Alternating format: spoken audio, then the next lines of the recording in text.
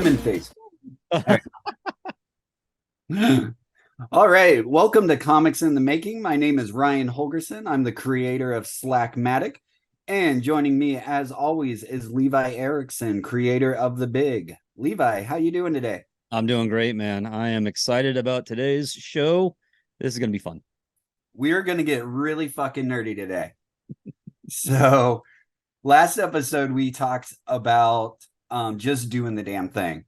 And the most important thing of starting a new project is you got to start the project. You've got to have that confidence in yourself. So today we're going to go over my process for creating comics, and we're going to go over Levi's process for creating comics. And our processes are pretty much completely different. So we thought it would help for beginners out there to hear, hey, here's two completely different ways, and to kind of hear that there's no real wrong way to do this. Right. So, Levi, you want to take us through your process first? Yeah. I definitely work from a much like very traditional style in terms of writing to thumbnailing to roughs to the artboard, because I'm still doing the majority of the artwork with pencils, ink on paper, and the finishes, coloring, corrections, whatever you want to call it, is I do digitally. So when I begin to write, I start big, sort of with just an overarching story idea, and then start slicing that up into beats, and then start getting plots out of that, and then start getting pages and panels out of that. So Oftentimes, go when ahead. you're sorry to interrupt, when you're starting that writing process, what does that look like? Is that kind of like in your head, or are you like jotting that down on paper, like actual, like here's all the beats and stuff like that I want to go through? Yeah, so the ideas come at the most inopportune times. Mm-hmm. You're driving or when you're engaged at something, that really requires your attention. Yeah. That's when ideas come in, and I'll just try to do my best to bookmark them in my brain and come back to them, so that when I get in front of some way to record it, whether it be paper and pen, a quick note, or I sit down, and open up, I've got a document file, and it's just basically the overall story for the big. And that's where just all these ideas jump in. And then I'll start to section that out into, okay, here's the stuff I'm pulling for issue 1, and I'll start expanding that. So my plot point, that would be, I guess, probably a plot that it continuously gets added to. And then I have another one, which is another Word doc, which is, you can call it the script to the issue. And it on the onset, it was very much like I was going to hand it away to someone else to draw. Oh, So really? page 1, here's what happens in page 1, panel 1, here's what happens in panel 1. Here's the dialogue that's going to go in it. A real traditional script. As I've been working on this for the last 18 pages, I've started refining that. And so the last few pages look more like, here's what needs to happen in this page in about 3 to 5 panels. You might call that more of a Marvel method. Mm-hmm. I might drop some dialogue, ideas in there and edits on the sidebar, just notes to myself. And when you're doing this, think about this idea that might be useful in this situation.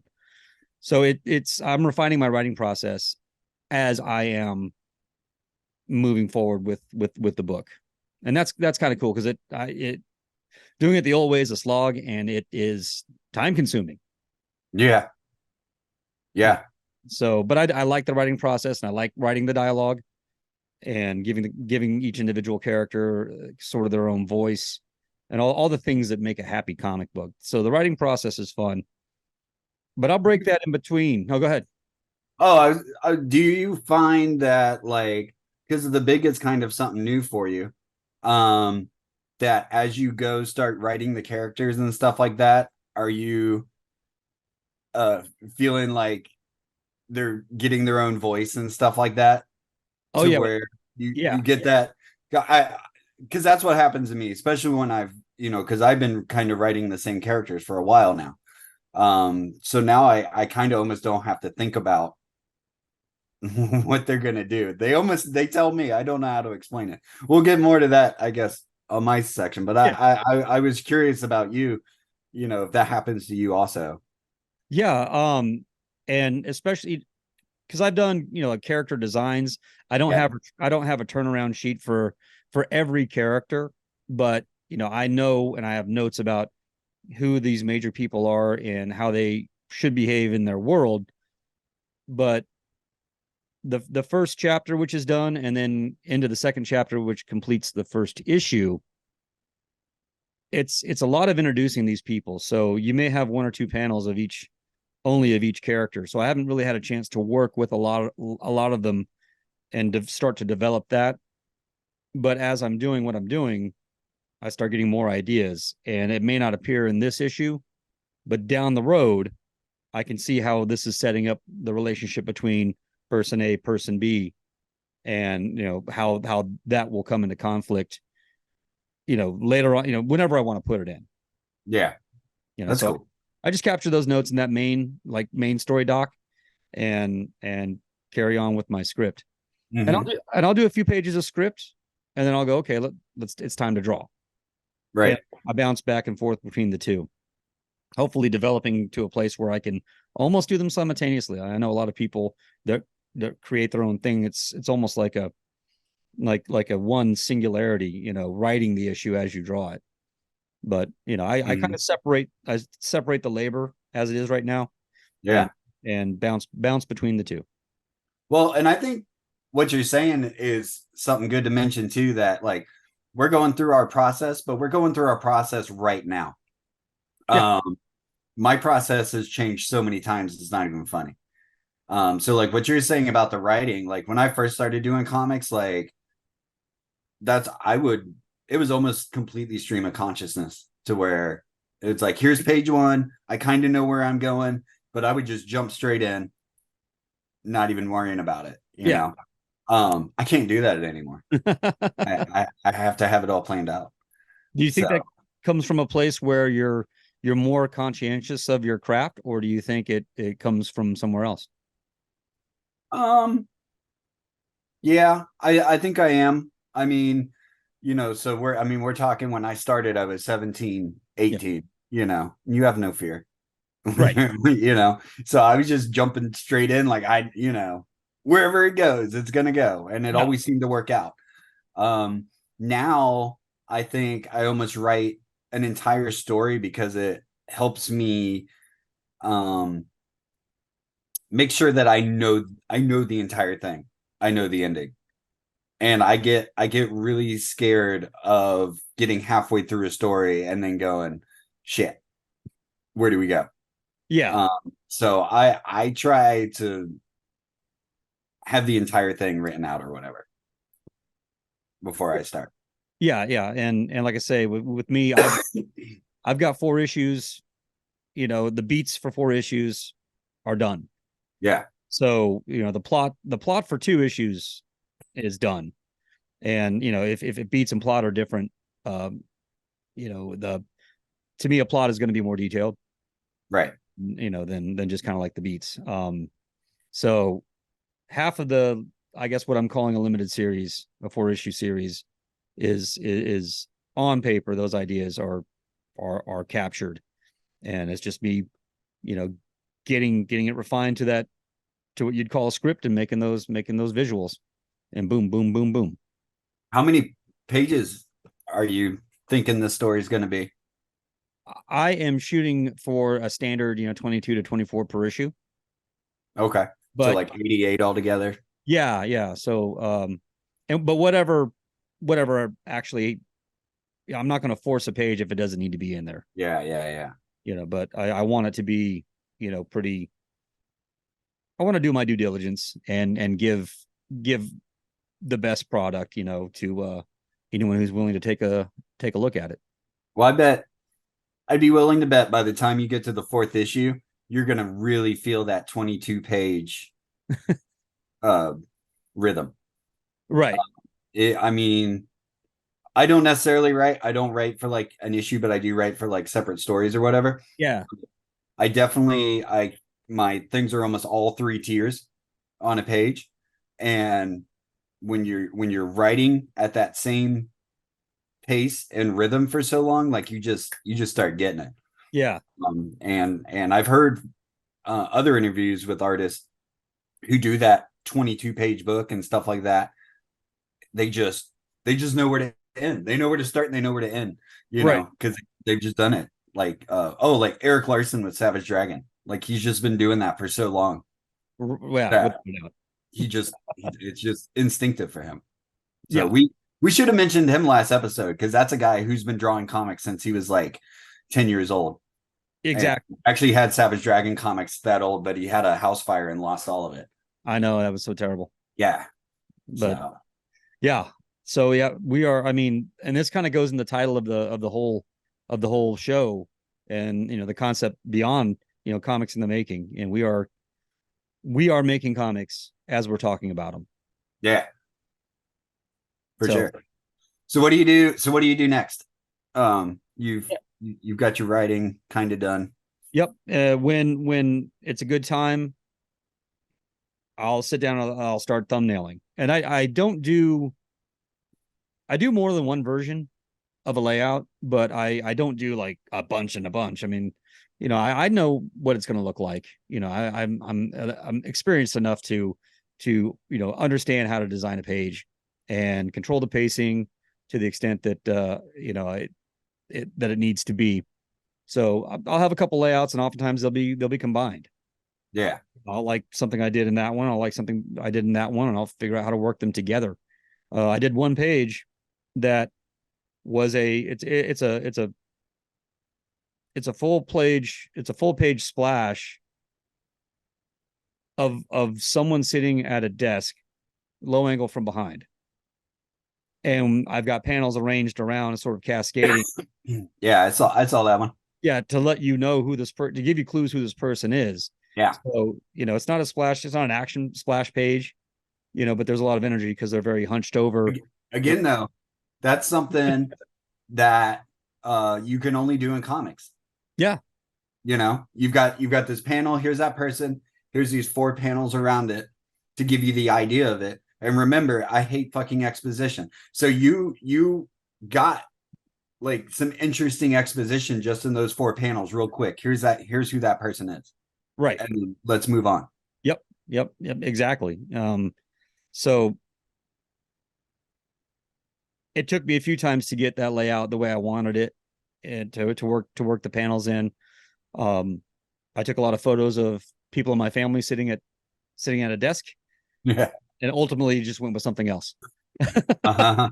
Yeah, I just wanted that page to be right, because if you screw up a ostensibly boring page, it's gonna be really, really boring. Yeah. So I wanted to make sure that it was engaging, that you can get in and out, fairly quick. But then when I'm happy with the layout and thumbnails, and my thumbnails are like, they're small. So I've got some templates, and they have, just on copy paper, and they've got proportional rectangles, this like an artboard, and there's Yeah. four of them on the page, but they're not four. It's not dividing the page into fours. They're pretty small. Yeah. And so that's where I'll do that. And then when I'm happy with one, I move to the roughs, which is once again that same template just blown up. Now you've got one in the center of a normal piece of copy paper. And I do most of my rendering with the roughs. I get in pretty tight. I had a mentor teacher, Tom Lyle, and he drew Spider-Man, he drew Robin, and he was adamant about doing most of your rendering with the roughs, and then blow that up to artboard size, and then do what you're going to do with it. Well, I mean, it takes less time because you're drawing smaller, right? Right. And I always, when I was younger, I tried drawing big size Yeah. paper, big size, just everything. And I had a hard time, and still would have a hard time, keeping the proportions and things will start to get out of whack because you're reaching, it's 11 inches. You're sitting here from where you're comfortable. You're reaching up here, and things can get out of whack that way. Oh yeah. So I think I do better work. There's certain areas of that page when you're on a drafting board that's just like, shit, how do I do this? It's Yeah, yeah. hard. So yeah, I'll scan that. I'll make photocopies and I'll print two, one half out, one half out because I don't have a big printer. Tape them together, and then I've got an old light box, and then I'll either light box. Sometimes I'll do direct inks, sometimes I'll do blue line, sometimes I'll do pencil, and then ink on top of that. Whatever gets me off that light box faster, because that messes with my eyes, just being in the dark with all that fluorescent radiating up at me. Yeah. It just messes with my eyes. So I was about to say that must suck, but I work completely digitally, and so that is my life. And I was like, yeah, it's great. Probably not even half as bad as what I'm having to deal with. So, so So yeah, what are you inking with? variety of tools. I like the brush. I've got a number two, um, synthetic sable wannabe that is. I'm not great at taking super good care of it, and it is very forgiving. Yeah. Because if it were a real sable hair, it would be dead by now. I would have killed it. It would be Yeah. Oh man, it I've would got be it. as dead as the animal that they took the sable hair from. Yeah. You have So, that? oh yeah, we got that. Okay. We got that. It's just a matter of being too lazy or getting too late. Yeah. Swish it. Okay, wiping the brush on the paper towel. I don't see ink anymore. It's clean enough. Yeah. But I'll also use microns. Uh, I'll use Prismacolor. You know, I'll use these for large areas. Mm-hmm. I'll use the paint bucket tool in Photoshop or Clip. It's for large areas. But Yeah. the thing that I'm really having a lot of fun with playing with is my wife was at a yard sale and she found gold. She found me this whole set of, wait for it, I already know what it is. Yeah. photographs. When I could tell what it was I had, from the lid because I had that exact same set. I was like, those are repidographs. yeah. She got this somewhere around $5, and No way. I had them for a few years. Never That's like met. a $200 set right Yeah, there. I had them for a few years and never did anything with them Yeah. until finally I wanted to mess around with them because I got tired of buying this kind of stuff over and over again because honestly, Sure. like these things like number four or a brush thing, one I know I don't like the way the brush tips operate that much. Mm. um Mm. I don't get what I want out of them, and they seem to last about a page. Yeah. you know but the idea of a refillable thing was on my mind, so I got these, dug these out, and the ink, I just keep this little bottle here for the for just the sake of an artifact. This is Yeah. all completely dry. Yeah. um and it took a while for me to get those damn things cleaned, but I'm enjoying messing with them and ruling out my border lines with them, and technical lines. I like using them, but then recently the most recent page I finished is all wildlife, Yeah. but I used 100% rapidographs for them, and I think they look really good. Really? I normally, organic lines, you want to use your brush so you get that, Sure. modulation and all Yeah. those sexy, fluttery uh things, but I really dig how these performed. Yeah. So, but That's what I mean, I don't want to say I started out on them, but for like a good 2 years, rapidographs were that's all I used. yeah. Um, when I mean, this would this would be that same era of just going straight in. So I was like 17 to 19. Um, Oh yeah. I would cheat a brush line because I loved brushwork. I loved Jeff Smith, Paul Pope. I'm a brush guy. Yeah. but I never tried the brush because I was scared. And so I would take the rapidograph and I would mimic a brush line with like two lines and then fill it in. Yeah. I see what you're saying. Yeah. Right. So I did that for a while before I was like, you just need to learn how to ink with a brush. I So and also like a quill, like a Hunt 102. sure. I've used those in the past. We had to use them. We did some inking stuff, and Tom Lyle, RIP. Um, we had to use for one assignment. We had to use a Hunt 102, Yeah. and so I know how to use it. It's just not in my repertoire at the moment because I don't see a need, to use it at this I point. can't. Pro quills are just too scratchy for me. Yeah. It doesn't feel right. I've got one right here. That's what I was reaching for. Oh, Um, this is a which one is this? It's a G pen. Um, so it's what mangaka use. I've had a few of them. I can't remember which company this is. They're drastically different. I've used like huh. a zebra one. I've used a Tachikawa one. They're all considered G pens. Um, and one of them, like I really didn't like. I didn't get any variation in line Oh, whatsoever. This one is better. Still not my favorite. It's just too scratchy. I yeah. don't know. I really don't know how they get that thick and thin line. It almost looks like brushwork. No, yeah, And 100%. I'll go and I'll look up like interviews with mangaka and stuff to like, what do you use? And it's a fucking G pen. And I'm like, what are you bending the shit out of that thing to get that line? Like it's crazy. Yeah. Which it might be what they're doing, you know? Right.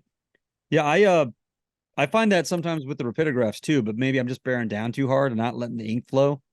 But I'll, have to clean the tips because they'll build up See, paper residue mixed with yeah. ink, No, see, I loved rapidographs for a long time. And then for whatever reason, they just stopped working. And I'm like brand new ones. I would get brand new ones and I could not get ink to come out of those damn things. Huh. So I was kind of the opposite of you, where it's like, oh, I'm tired of like buying these. And so you get the rapidograph. I was so tired of wrestling with the rapidograph that I went to like I was using Alvin's pen sticks for a while. They were pretty cool. Yeah. And they're really cheap and they have India ink in them, Right. supposedly. I don't know. That's Have what it says. Um, you mess with like those Copic fine liners or main yeah, liners, whatever they're, yeah. I've used them. I don't have one. You know what I like are now these bleed a little bit, but are the Rotering Tiki, what is it? What is it? Tiki Graphic. Oh, And these are disposable. Um, they're probably like $3 each. But I really like the quality of the line and I like the ink. Like I said, they're a little bleedy. Like so, I mean, if if you draw a line, you gotta let it dry a little bit. Like don't go, running your, like the microns really like microns dry faster than this, okay. you know. But it's got a really good ink. Um, and I use them a ton. They're really good. Have you ever used like brush pens and stuff like that? I've got a few, and I've never really had the experience of what I'm trying to do work. Yeah, So if I want to brush texture, I'll use my brush. right, right. I think the brush pens are really good for like people starting out who want to ink with a brush Yeah, because they're way more forgiving than an actual brush. yeah, Uh, and a lot less. I mean, cheaper and a lot less to mess with. And yeah, I would definitely recommend if you're getting started, just they got those starter packs of microns or whatever, whatever. I think the micron. uh the Pentel Pocket Brush is probably the most accessible, highest quality one that you can get, like just at a store. Yeah. I had a ton of those things. I mean, I had like three or four. And I would actually use some because as they'd wear out, I'd be like, okay, this is going to be my uh, big black area brush, Right. and then this is going to be my line work brush pen. And you can buy, they just come with cartridges for ink. Well, they look like this. It's not this, but these are carbon ink cartridges. Um, and but they're a good starter. But what the ones that I had the best luck with are Kuretake brush pens. And they actually sell like a sable hair Oh wow. uh brush pen. I don't recommend that one. It's like $50 and it will like I've had two of them trying to get them to work. I they're just ink pours out of them too fast. Oh, I got you. Which some people might like, but it was just too much for me. Right. But their number 13, that's like their number, I think that's called their number 40. They sell a number 13, which is more online with the Pentel one. I highly recommend that one. It's a synthetic brush pen, but it's great. It's a great brush pen. Nice. Totally recommend it. And then Awesome. I use this carbon ink that I just said, I actually use that in there, and that's great. It's great ink. So, Nice. so anyway, sorry, I got nerdy. Oh no, this whole episode is nerdy. I think we're gonna have to put some kind of warning on the onset that this episode is it really gets in the weeds But see, for this is the shit I like. I yeah. always say I'm the guy like when they're interviewing a cartoonist and they're like, "So tell us what was the birth of this story?" And they're like, "Oh, well, my girlfriend dumped me when I was like 17 years old." And I'm in the background going, "What fucking pen did you use? What pen did you use?" Like that's all I want to know. Yeah. And a lot of it's kind of a salty question. Like, man, some artists they do not want to tell you what they use. Have you ever seen that? I see it all the time. I see it all the time It's where weird. people go, "What brush is that? What brush are you using? What pen are you using?" And I think their point is, you know, it's not the tool that makes the art; it's the artist. Yeah. And I get that, I totally do, and they're right. But letting someone know what you use and letting them experiment with that tool and figure that out on their own, isn't that like why would you not? What's so wrong about that? No, If you 100%. really want to flex, then be like, yeah, knock yourself out, buddy. I use a Hunt 102. Let's see you do those lines with it. Well, yeah, exactly. I mean, if you're at that level and you know it's the user, not the tool, Yeah, where is the concern by letting someone else know about the tool? right. Well, that's like you look like you ever looked at Cerebus pages? Yeah. Like Cerebus is almost all Hunt 102. And those character lines, those do not look like Hunt one. They look like brush lines. Yeah, He 100%. got these super thick and thin lines, but it's all Hunt 102. It's crazy. That's cool. But yeah, Yeah. I mean, at the end of the day, you start to settle in on what you like the best, what you're the most comfortable with, because then you're not distracted by the tool or worrying, is this going to, is this going to hold my line as I'm doing the thing, or is it going to, modulate or whatever? And you don't have to worry about that. You can just Right. focus on doing what you're doing. Yeah. And that is the key to me. Yeah. Settle in on what you like. Be experimental, especially if you're starting out. Experiment. I'm using more tools than I've ever used. When I was younger, you got to use the number 2 brush. You got to use this ink. You've got to use these pencils. That's what you do. A Hunt 102. That's what you do. Oh, Todd McFarlane says he uses rapidographs. Let me go see what those are. Oh, they're $30 each. I have to have one because Todd McFarlane has them. And I bought this one here, the yellow one. I can't even tell what number that is. It's covered in ink. This is the one that I bought. This is not the one I bought because I ruined that one. But this Yeah. I ran out and got one as soon as I saw McFarlane uses these, and never got on with it.